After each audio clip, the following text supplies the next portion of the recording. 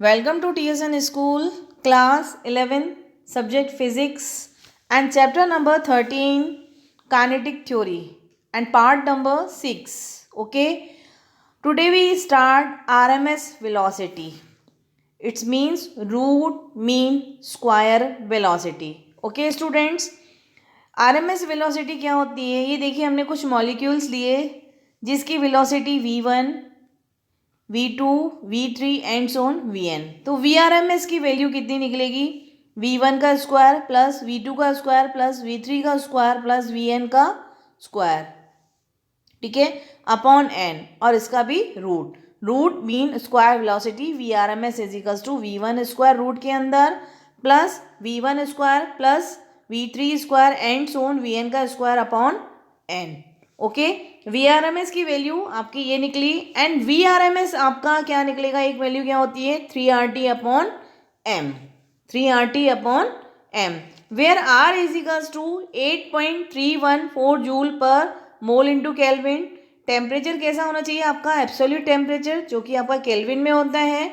And mass m is equals to mass, molar mass of gas in kilogram.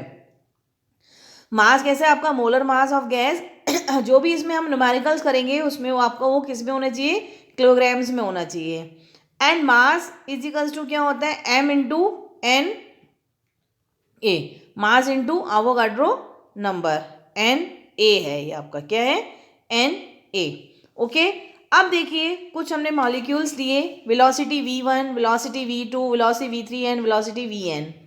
तो इसके लिए kinetic energy क्या होती है आपकी? हाफ एम वी स्क्वायर, यानी कि हाफ एम v1 का square plus half M v2 का square and so on half M vn का स्क्वायर। हाफ एम हमने क्या ले लिया? कॉमन ले लिया, अंदर आपका बच्चा v1 का स्क्वायर प्लस v2 का square plus and so on vn का स्क्वायर अपॉन, इसका मीन निकालने के लिए हमें n से डिवाइड करना पड़ेगा। अगर हम n से डिवाइड करते हैं तो n से क्या करना पड़ेगा? मल्टीप्लाई भी करना पड़ेगा, तो n अपॉन n, तो हाफ m, और ये जो वैल्यू है v1 square plus v2 square plus and so on vn का स्क्वायर अपॉन n, ये किसके इक्वल है आपका? Vrms स्क्वायर के इक्वल। Vrms स्क्वायर Vrms का square into n। Okay students, तो यहाँ से आपका जो काइनेटिक एनर्जी निकली वो आपकी निकली हाफ एम Vrms का स्क्वायर इंटू n। अब देखिए, for 1 mole of gas n is equals to किसके इक्वल हो जाएगा? Na के।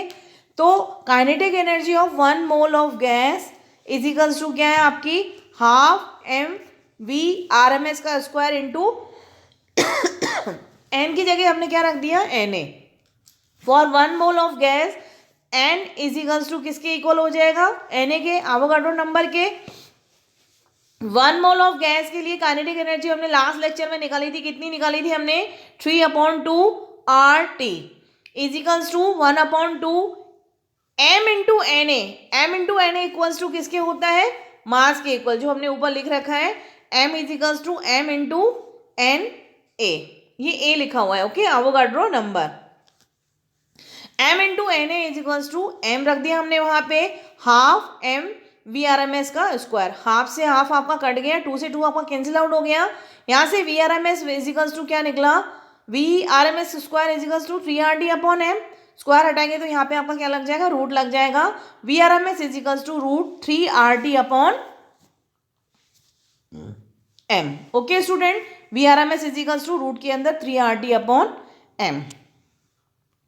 एक तो आपका क्या था? आपका Vrms की वैल्यू कितनी थी? v1 का स्क्वायर प्लस v2 का स्क्वायर एंड सोन vn का स्क्वायर अपॉन n, और जो हमें प्रूफ करना था Vrms इज इक्वल्स टू क्या हमें ड्राइव करना था? 3RT अपॉन m, जो कि हमने ड्राइव कर दिया। ओके, अब देखिए इस related numerical Vrms for H2 molecules at 27 degree Celsius. इसमें आपको 4 ऑप्शंस दिए हुए हैं, 1.3 into 10⁻³ metre per second, 1.3 into 10⁻³ metre per second, and C 1.3 into 10⁻² metre per second, and D is equals to 1.3 into 10⁻² metre per second. ये 4 options आपको दिए हुए हैं। Vrms की वैल्यू निकालनी है H2 मॉलिक्यूल्स के लिए, और टेम्परेचर कितना है? 27 डिग्री सेल्सियस। टेम्परेचर हमेशा हम किस में लेते हैं? केल्विन में। एब्सोल्यूट टेम्परेचर जो कि 27 plus 273 is equals to 300 kelvin. VRMS का जो फॉर्मूला हमने अभी ड्राइव किया तो आपका क्या निकला था, रूट के अंदर 3RT अपॉन एम। 3R का वैल्यू कितना होता है आपका 8.314 इंटू टेम्परेचर आपका 300, और जो मास है वो आपका क्या है हाइड्रोजन, यानी कि 2 इंटू वो आपका ग्राम में है, ग्राम को किलोग्राम में कन्वर्ट करेंगे तो 10⁻⁻3। ओके स्टूडेंट्स, अब देखिए 2 जो आपका ये है आपका 3 इंटू 8.314 को हमने किसके इक्वल मान लिया, 8 के इक्वल मान लिया। 3 इंटू 8 इंटू 300 अपॉन 2 इंटू 10⁻⁻3। 2 को हमने 8 से कट किया 4 टाइम्स, तो आपका आया 3 इंटू 4 इंटू 300 इंटू, और जो 10⁻⁻3 है वो आपकी ऊपर चली गई, 3 हो गई।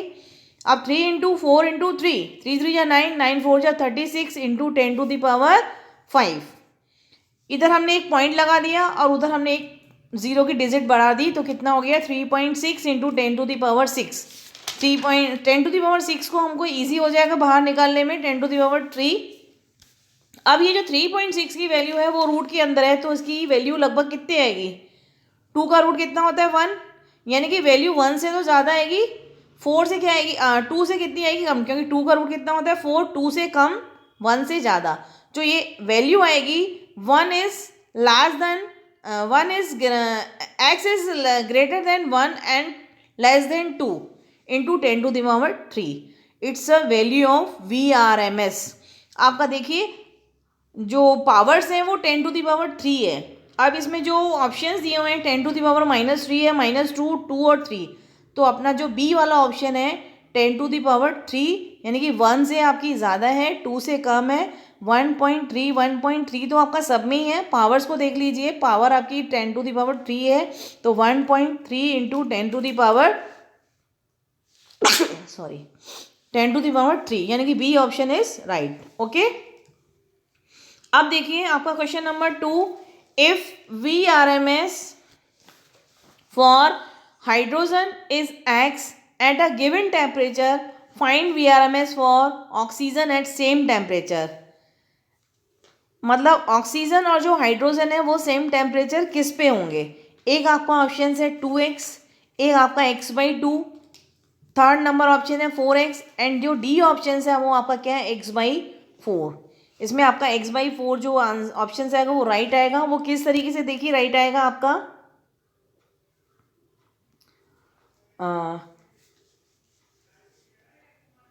Volume of oxygen and volume of hydrogen, sorry क्या आएगा आपका VRMS upon oxygen and VRMS upon hydrogen. Oxygen और हाइड्रोजन की बात कर रहा है तो VRMS अपॉन ऑक्सीजन क्या होगा 3RT अपॉन एम आता है, यानी कि मास ऑफ ऑक्सीजन, और आपका रूट के अंदर क्या आएगा 3RT अपॉन एम, यानी कि मास of oxygen. Okay, if VRMS H2 is x at a given temperature, find VRMS for oxygen at same temperature। तो VRMS of oxygen, VRMS hydrogen, उसका वैल्यू हमने जो हमारा फॉर्मूले में जो फॉर्मूला ड्राइव किया था हमने 3RT upon mass of oxygen, 3RT upon mass of hydrogen. 3RT से 3RT आपका कैंसिल हो गया, मास ऑफ हाइड्रोजन आपका ऊपर पहुंच गया, तो रूट के अंदर mass of hydrogen upon mass of oxygen. Okay, VRMS oxygen upon जो हाइड्रोजन का वो कितना आपको x दे रहा है, hydrogen is x upon x is equals to hydrogen का जो मास है 2 इंटू 10⁻⁻3। ओके, इसको हमने ग्राम में किलोग्राम में कन्वर्ट किया तो 10⁻⁻3, और नीचे ऑक्सीजन का क्या आएगा आपका 32 इंटू 10⁻3। ओके, 10⁻3 से 10⁻3 कैंसिल आउट हो गया, 2 को 32 से कैंसिल आउट किया तो 1/16, और 1/16 को जब हम रूट से बाहर निकालेंगे तो आपका कितना आएगा 1/4।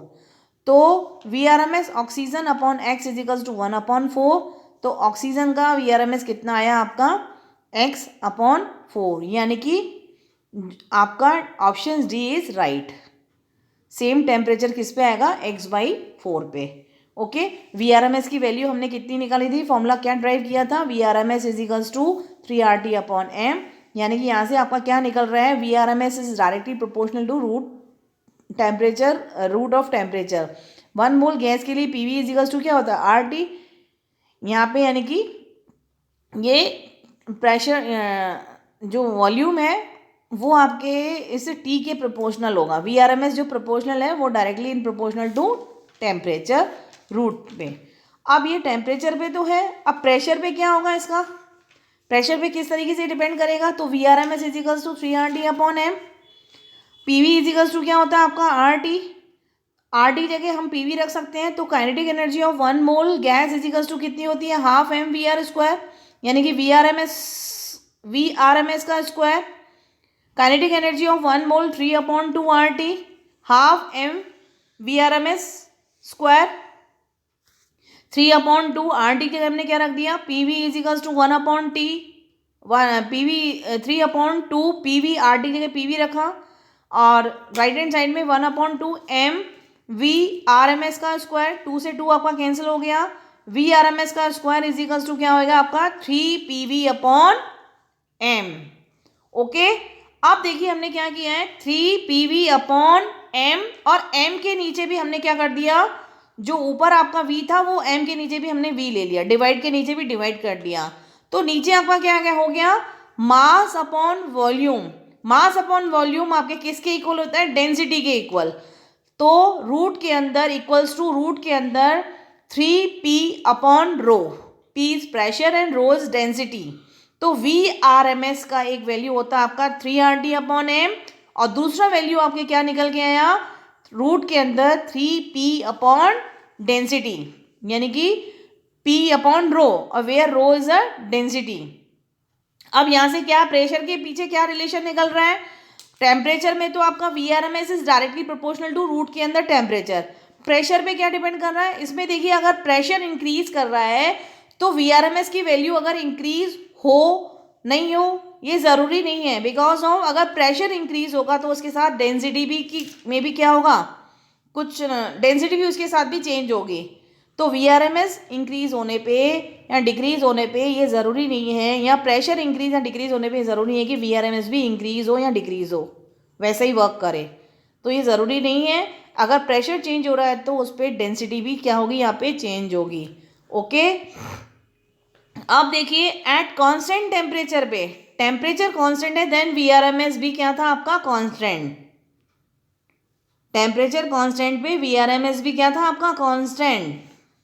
ओके, और प्रेशर के कांस्टेंट होने पे Vrms जरूरी नहीं है कांस्टेंट हो या इंक्रीज हो डिक्रीज हो, वो जरूरी नहीं है कि प्रेशर अगर चेंज हो रहा है तो Vrms भी चेंज हो। ओके स्टूडेंट्स, आज हमने क्या किया, पार्ट नंबर 6 में Vrms is equals to 3RT/m, 1 mole के लिए PV इज इक्वल्स टू क्या था आपका RT, वहाँ से आपका Vrms का दूसरा वैल्यू क्या निकला था, एक तो 3RT/m और इज इक्वल्स टू 3P/ρ, जहाँ ρ क्या आपकी डेंसिटी और P क्या आपका pressure, R is equals to universal gas constant, T is equals to temperature, absolute temperature जो कि केल्विन में होगा, और M is equals to mass. Okay, at constant, ये आपका समझो एक पॉइंट है, याद रख, लर्न कर लो अच्छे से, 1 मार्क के लिए आपका ये हो सकता है क्वेश्चंस कि at constant temperature then Vrms भी कांस्टेंट, कांस्टेंट टेम्परेचर पे Vrms भी क्या होगा आपका कांस्टेंट होगा। ओके स्टूडेंट, पार्ट 6 को हम यही क्लोज करते हैं। अब इस चैप्टर का एक पार्ट और है आपका, पार्ट नंबर 7, जो इस चैप्टर का आपका क्या होगा, लास्ट टॉपिक होगा। ओके, यहीं पे आपका चैप्टर नंबर 13 भी कंप्लीट होगा। आप अपना सारा वर्क कॉपीज़ में अपने स्कूल की नोटबुक में कंप्लीट करके रखें। Chapter number 11, chapter number 12 PDF सारे आपको सेंड कर दिए गए हैं, आप इसका वर्क करके आना। बाकी आपका बचेगा 13 नंबर चैप्टर, इसका भी PDF हम आपको सेंड कर देंगे। ओके स्टूडेंट्स, अपना वर्क अपनी स्कूल की नोटबुक में कंप्लीट करके रखें।